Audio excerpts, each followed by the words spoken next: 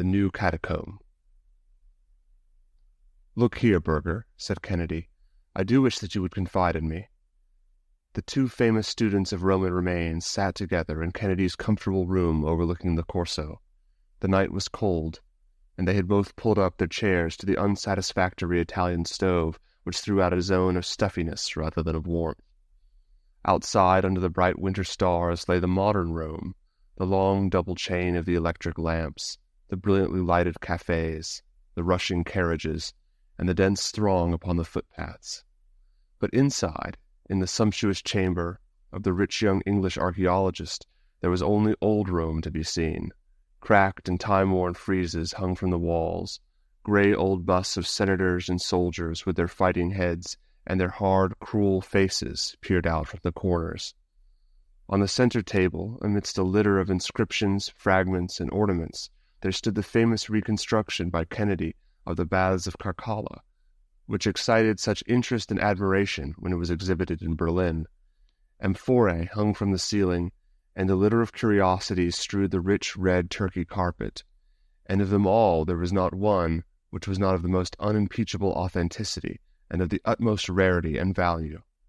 For Kennedy, though little more than 30, had a European reputation in this particular branch of research, and was moreover provided with that long purse which either proves to be a fatal handicap to the student's energies, or, if his mind is still true to its purpose, gives him an enormous advantage in the race for fame.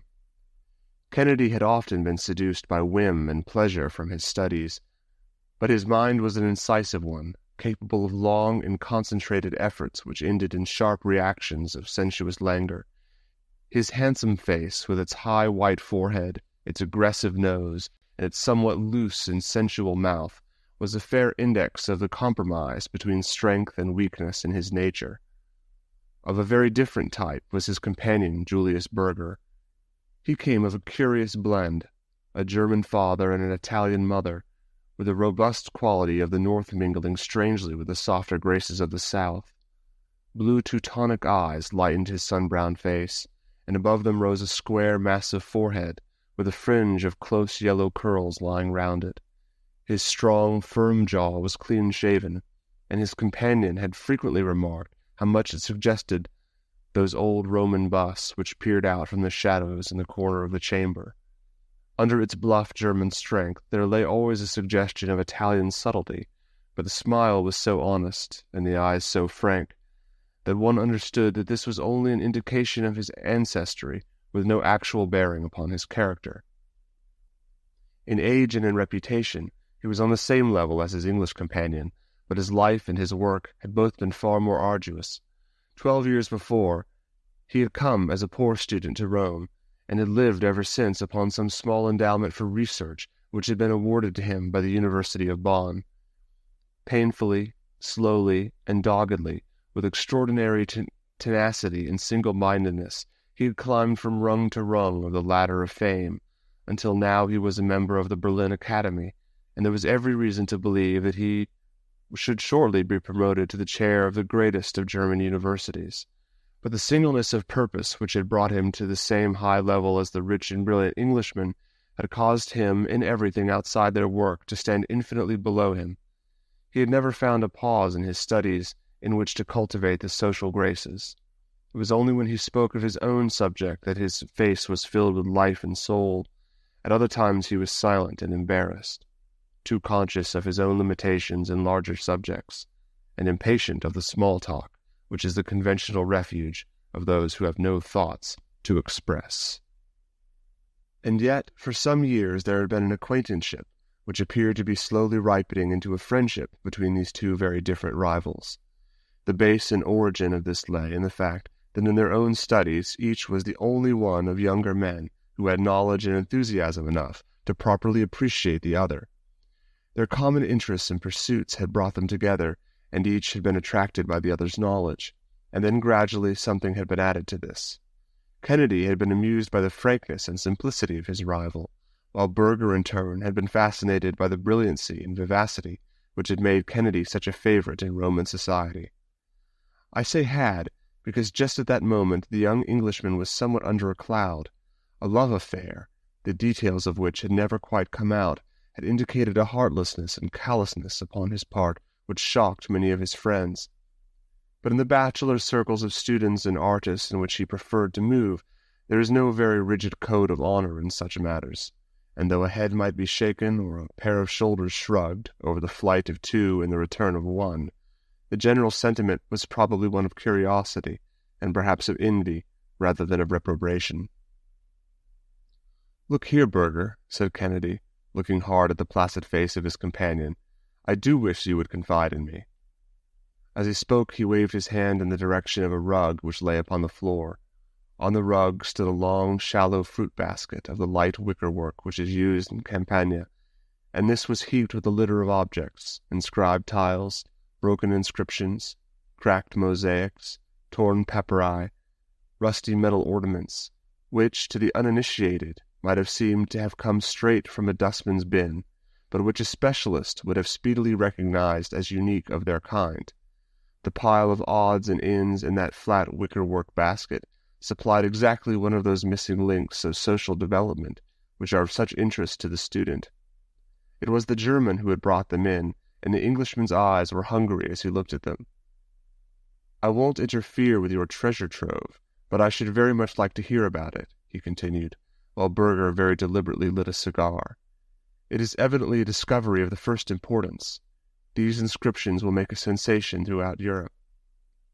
"For every one here, there are 1,000,000 there," said the German.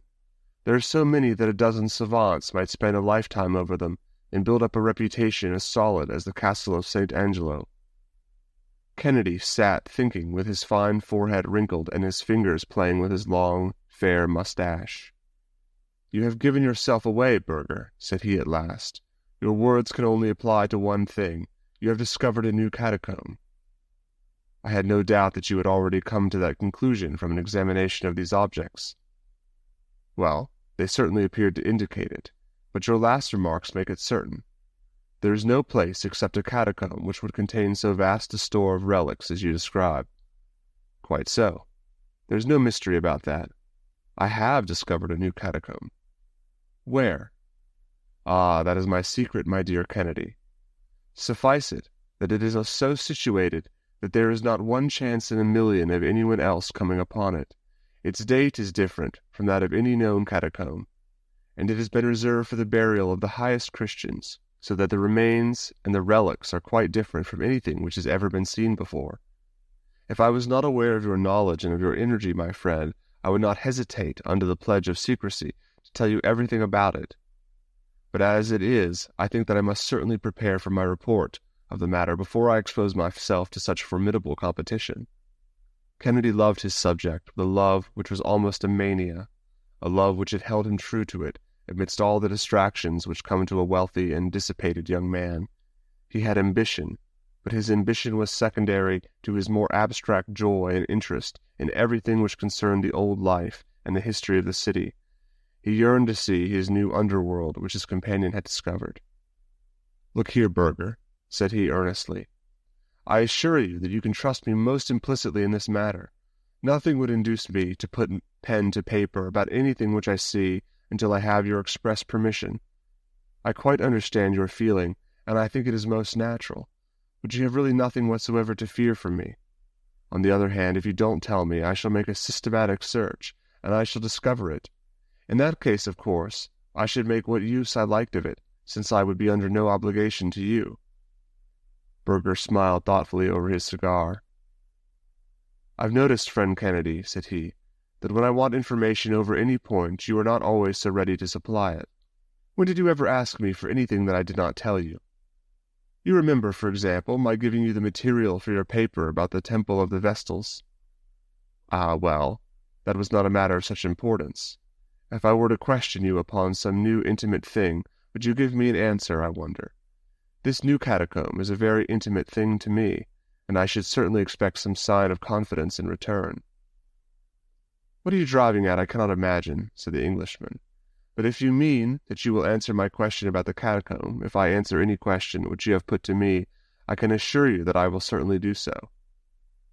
"Well then," said Burger, leaning luxuriously back in his settee, and puffing a blue tree of cigar smoke into the air. "Tell me all about your relations with Miss Mary Saunderson." Kennedy sprang up in his chair and glared angrily at the impassive companion. "What the devil do you mean?" he cried. "What sort of a question is this? You may mean it as a joke, but you never made a worse one." "No, I don't mean it as a joke," said Berger simply. "I'm really rather interested in the details of the matter. I don't know much about the world of women and social life and that sort of thing, and such an incident has the fascination of the unknown for me. I know you, and I know her by sight. I'd even spoken to her once or twice.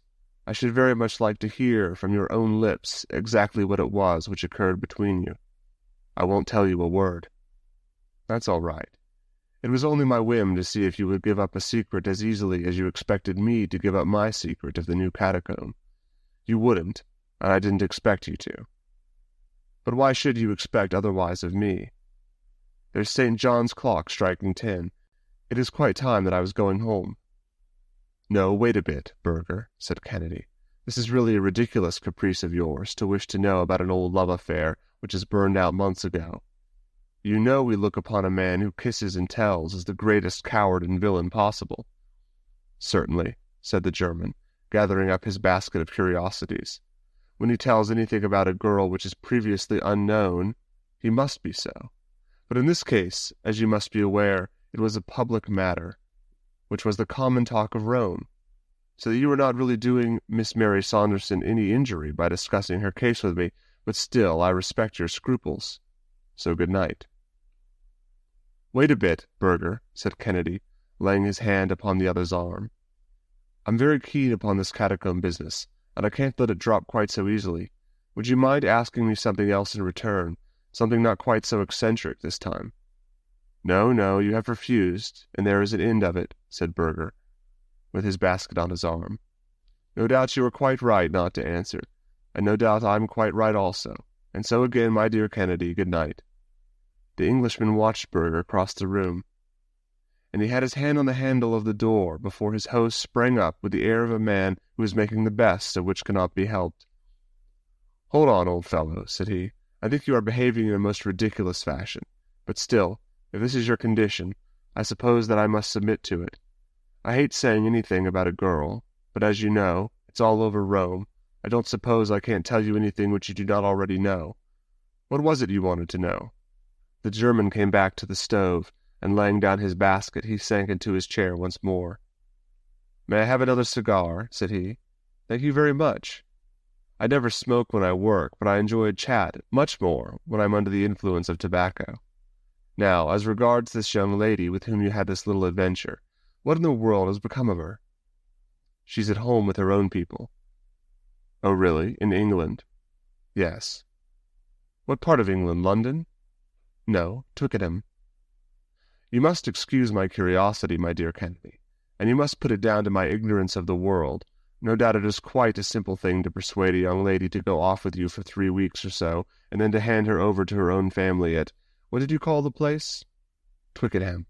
"Quite so, at Twickenham. But it is something so entirely outside my own experience that I cannot even imagine how you set about it. For example, if you loved this girl, your love could not hardly disappear in 3 weeks. So I presume that you could not have loved her at all.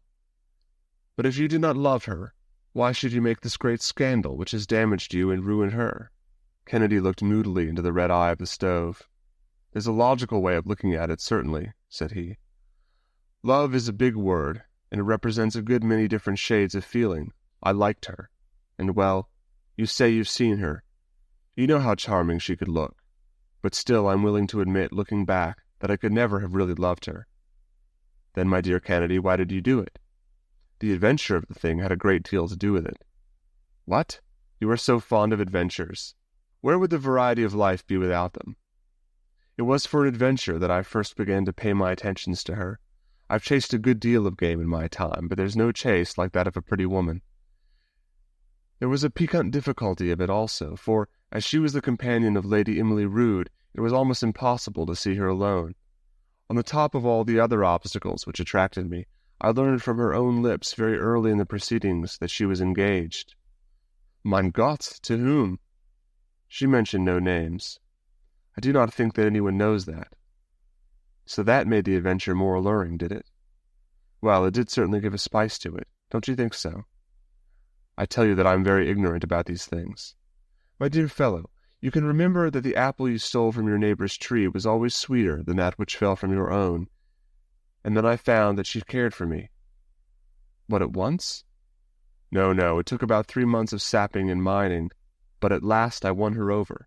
She understood that my judicial separation from my wife made it impossible for me to do the right thing by her, but she came all the same, and we had a delightful time as long as it lasted. But how about the other man? Kennedy shrugged his shoulders. I suppose it is the survival of the fittest, said he. If he had been the better man, she would not have deserted him. Let's drop the subject. I've had enough of it. Only one other thing. How did you get rid of her in 3 weeks? Well, we'd both cooled down a bit, you understand. She absolutely refused, under any circumstances, to come back to face the people she'd known in Rome. Now, of course, Rome is necessary to me, and I had already been pining to be back at my work, so there was one obvious case of separation. Then again, her old father turned up at the hotel in London, and there was a scene, and the whole thing became so unpleasant that really, though I missed her dreadfully at first, I was very glad to slip out of it. Now I rely upon you not to repeat anything of what I've said. My dear Kennedy, I should not dream of repeating it, but all that you say interests me very much, for it gives me an insight into your way of looking at things which is entirely different from mine, for I've seen so little of life, and now you want to know about my new catacomb. There's no use in my trying to describe it, for you would never find it by that. There's only one thing, and that is for me to take you there. That would be splendid. Then would you like to come? The sooner the better. I'm all impatience to see it. Well, it's a beautiful night, though a trifle cold. Suppose we start in an hour.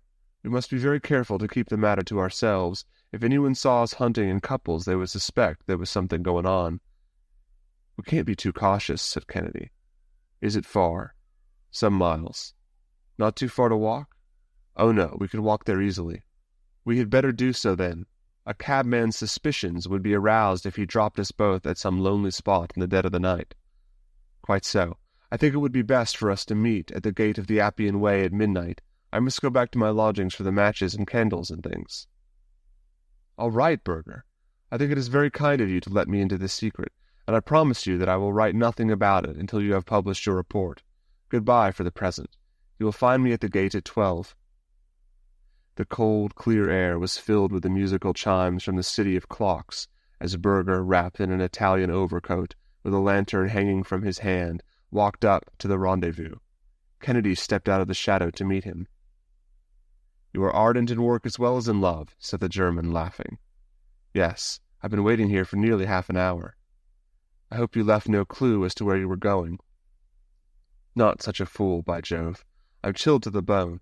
Come on, Burger. Let us warm ourselves by a spurt of hard walking. Their footsteps sounded loud and crisp upon the rough stone paving of the disappointing road, which is all that is left of the most famous highway of the world.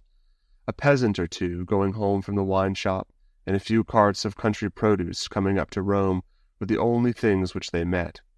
They swung along, with the huge tombs looming up through the darkness upon each side of them, until they had come as far as the Catacomb of St. Callistus, and saw against a rising moon the great circular bastion of Cecilia Metella in front of them.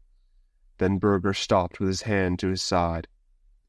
Your legs are longer than mine, and you are more accustomed to walking, said he, laughing. I think that the place where we turn off is somewhere here.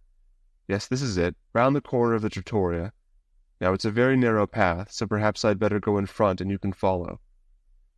He had lit his lantern, and by its light they were enabled to follow the narrow and devious track which wound across the marshes of the Campagna. The great aqueduct of old Rome lay like a monstrous caterpillar across the moonlit landscape, and their road led them under one of its huge arches, and the past of the circle of crumbling bricks which marks the old arena. At last Burger stopped at a solitary wooden cow-house, and he drew a key from his pocket. Surely your catacomb is not inside a house, cried Kennedy. The entrance to it is. That this is just a safeguard which we have against anyone else discovering it. Does the proprietor know of it? Not he. He had found one or two objects which made me almost certain that his house was built on the entrance to such a place, so I rented it from him and did my excavations for myself. Come in and shut the door behind you." It was a long, empty building, with the mangers of cows along one wall. Burger put his lantern down on the ground and shaded its light, in all directions save one, by draping his overcoat round it. "It might excite remark if anyone saw a light in this lonely place," said he. "Just help me to move this boarding." The flooring was loose in a corner, and plank by plank the two savants raised it and leaned it against the wall. Below there was a square aperture of a stair of old stone steps which led away down into the bowels of the earth. "Be careful," cried Burger, as Kennedy in his impatience hurried down them. "It is a perfect rabbit's warren below, and if you were once to lose your way there, the chances would be 100 to 1 against you ever coming out again. Wait until I bring the light. How did you find your own way if it is so complicated?" "I had some very narrow escapes at first, but I have gradually learned to go about. There is a certain system to it, but it is one which a lost man, if he were in the dark, could not possibly find out. Even now I always spin out a ball of string behind me when I'm going far to the Catacomb. You can see for yourself that it is difficult, but for every one of these passages divides and subdivides a dozen times before you go 100 yards. They had descended some 20 feet from the level of the byre, and they were standing now in a square chamber cut out of the soft tufa.